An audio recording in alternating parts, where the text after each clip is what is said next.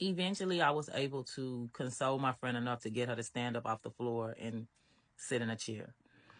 She continued to try to communicate with her mom, and the phone call ended, and our counselor told her that she was doing some paperwork so that she could get an extra 200 minutes where she can talk to her family, but that she was welcome to come to her office anytime she was there and use the phone also.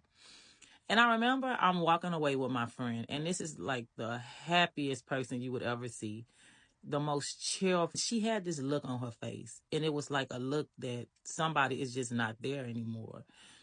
And I'm walking with her, and I don't know where we're going. I'm just trying to hold her up and get to wherever she wants to go. I'm thinking that maybe she want to go to her room, but she doesn't know what she wants to do.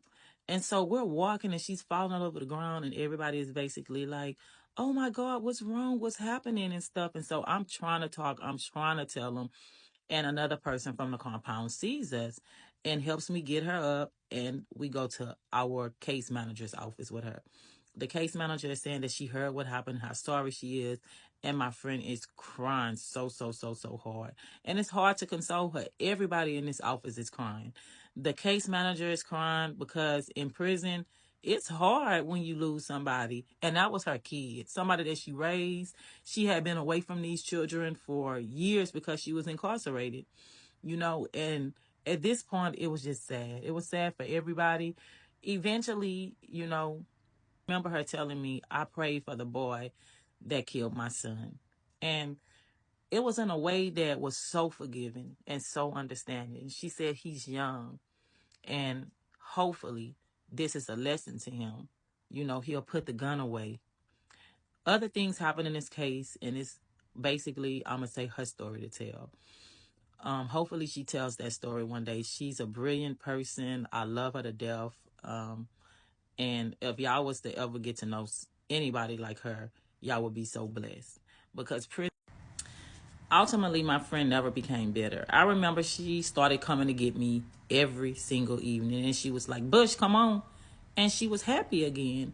It was a bumpy patch to her getting to this place, because I would go in her room and I would tap her and give her a hug and tell her that I love her. I would leave her notes. I would do all kind of things to let her know that, I'm here for her.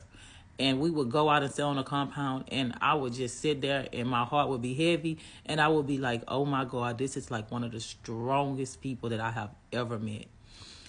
But eventually there would be so many other people who would lose loved ones that year.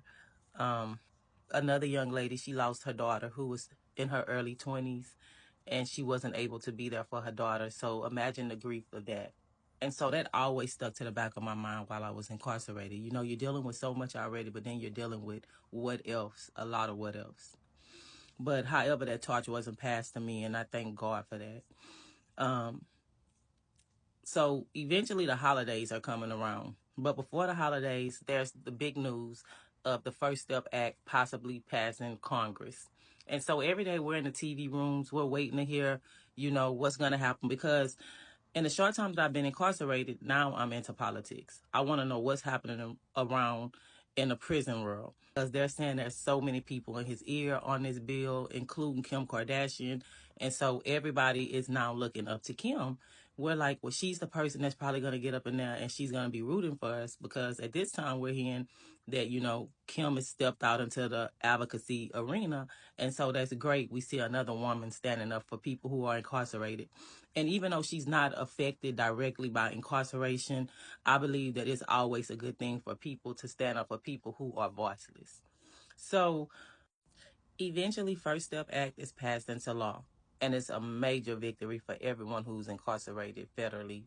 I was getting with my really good friend Teresa, and we were, dissecting this bill, dissecting it, seeing like, do we qualify? How do we qualify? What we need to do? Because in prison, you want to be ahead of everything.